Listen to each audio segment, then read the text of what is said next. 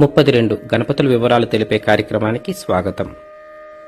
భక్తి గణపతి ఈయన భక్తపరాయణుడిగా మనకి దర్శనమిస్తారు. ఈయన కూర్చున్న భంగిమలో ఉండి 4 చేతులతో ఉంటారు. కుడివైపు మామిడి పండు, అరటి పండును, ఎడమవైపు కొబ్బరికాయను, అలాగే బెల్లపు పాయసపు గిన్నెను ధరించి కుడివైపు తిరిగిన తొండముతో 3 నేత్రాలతో స్వామివారు నారింజ రంగులో దర్శనమిస్తారు. ఈ గణపతి శివపార్వతులకు పూజ చేయడానికి సన్నిద్ధంగా ఉన్నట్టు కనబడుతూ మనకి భక్తి గణపతిగా దర్శనమిస్తారు.